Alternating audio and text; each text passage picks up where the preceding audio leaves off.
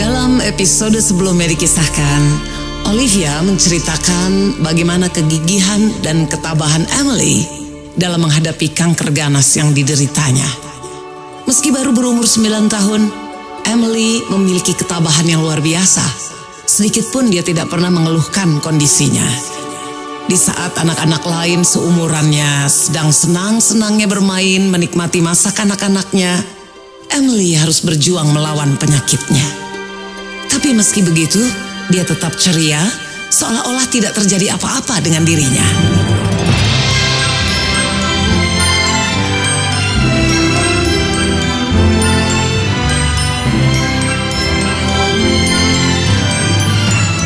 Anugerah tertinggi.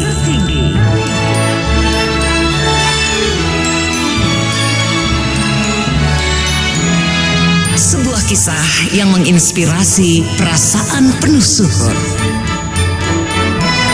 Yang diadaptasi dari karya Jim Stovall, The Ultimate Gift.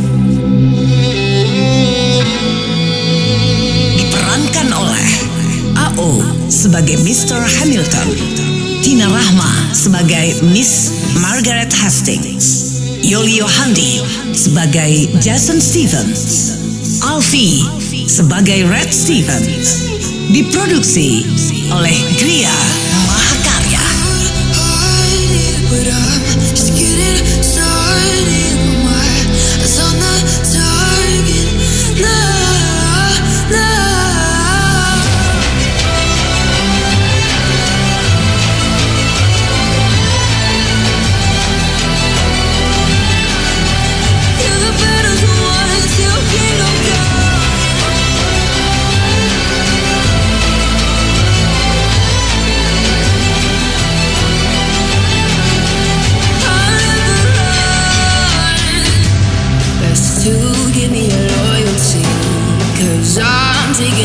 You'll see, they'll be calling me, they'll be calling me royalty.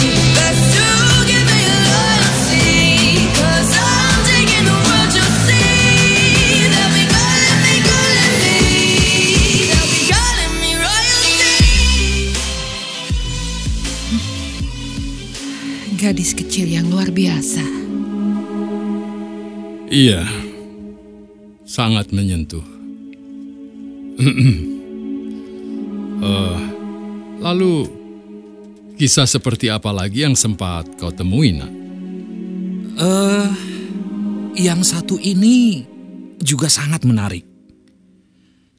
Secara garis besar, kisah ini mengajarkan pada saya bahwa seburuk apapun hal yang menimpa kita, itu bukanlah hal yang penting.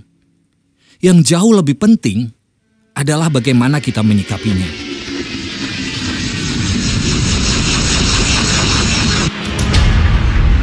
Jadi sore itu, saya baru saja memarkirkan mobil saya dan bermaksud untuk menutup pintu garasi. Saya perhatikan ada seorang pria paruh baya yang sedang berjalan mondar-mandir di trotoar. Nah, saat melihat saya, dia tersenyum lalu datang menghampiri saya. Permisi. Ya?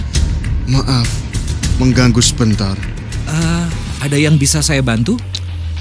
Sebelumnya, perkenalkan, namaku Chris. Aku tinggal tidak jauh dari sini. Dari pagi, aku berjalan mengelilingi komplek ini hanya untuk mencari pekerjaan. Siapa tahu ada yang butuh tenaga serabutan. Apapun akan aku kerjakan.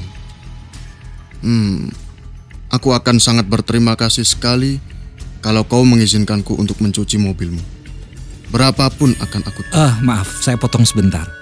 Mari, silakan masuk saja dulu. Kita bisa ngobrol sambil duduk di teras. Ayo, mari.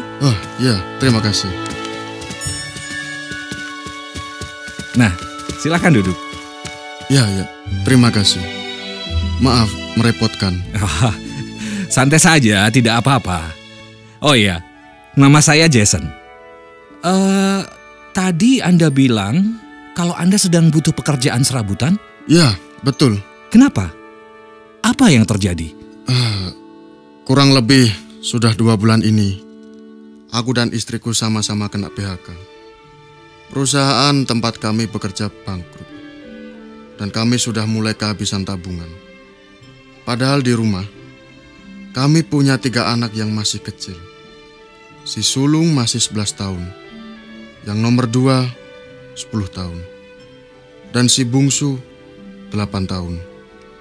Jadi, aku dan istriku sepakat, sambil menunggu mendapatkan pekerjaan tetap lagi, kami mencari pekerjaan apapun yang bisa kami lakukan untuk bertahan hidup. Pasti berat sekali rasanya. Berat atau tidak, itu tergantung kita sendiri. Itu hanya soal bagaimana cara berpikir kita. Tapi Anda sama sekali tidak punya uang.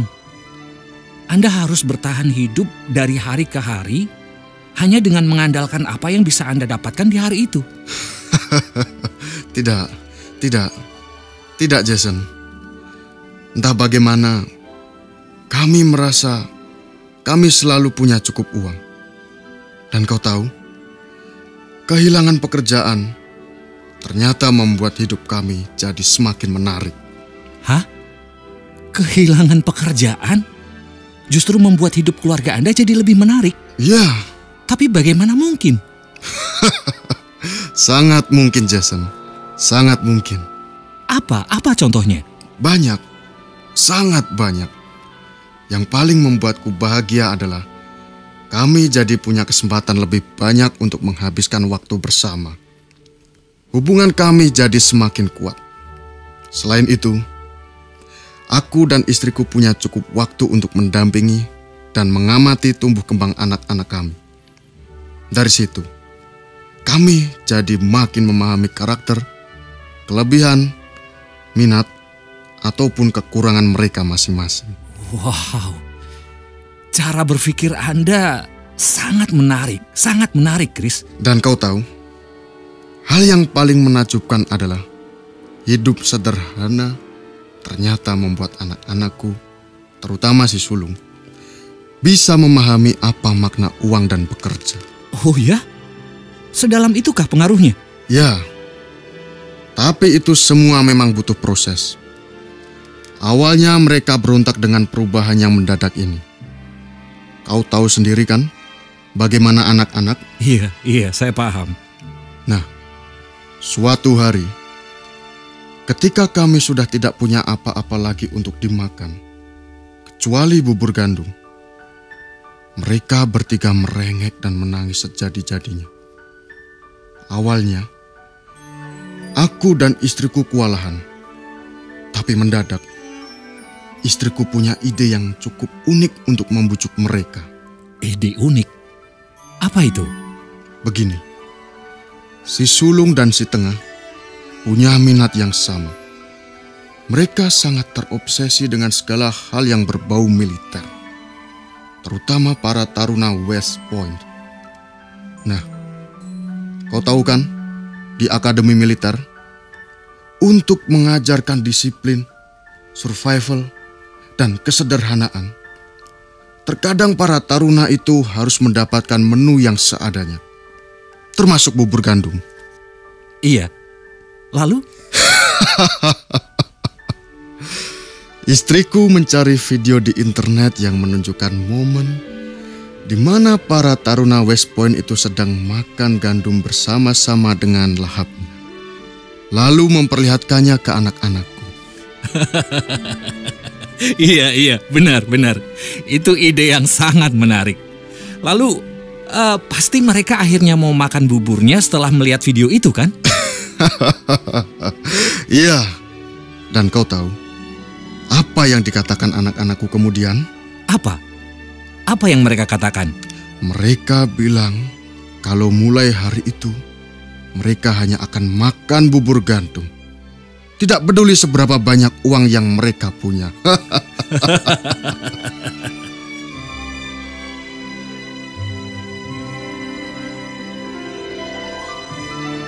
Setelah suasana agak mencair, saya izinkan dia untuk mencuci mobil saya.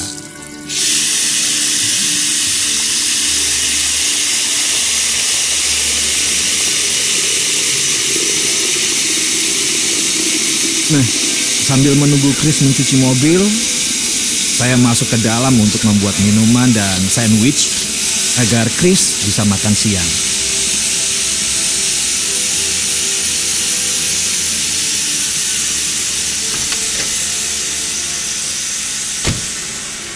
Setelah Chris selesai mencuci mobil dan menghabiskan rotinya, saya bayar dia.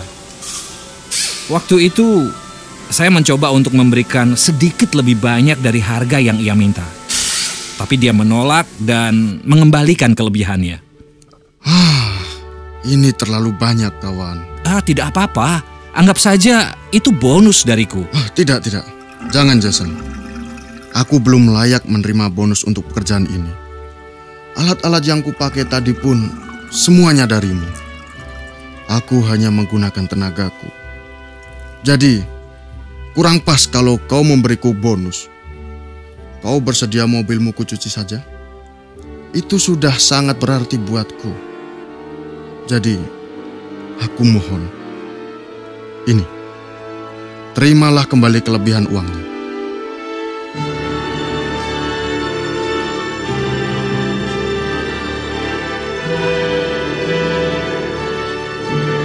Cerita Jason tentang pria paruh baya bernama Chris itu membuat Mr. Hamilton tertegun. Entah bagaimana, dia teringat salah satu obrolannya dengan Red Stevens suatu sore. Waktu itu Red menyinggung soal bagaimana kebanyakan orang lupa untuk memantaskan diri. Red bilang daripada hanya sakit hati dan iri dengan penghasilan yang diterima orang lain, seseorang seharusnya menyibukkan diri untuk meningkatkan kualitas dirinya agar dia juga bisa menerima harga yang pantas. Nah, bagaimanakah kisah selanjutnya? Apa pelajaran yang bisa didapatkan Jason dari masalah yang dihadapi Chris? Nantikan di Ultimate Gift, anugerah tertinggi, episode yang akan datang. Sampai jumpa.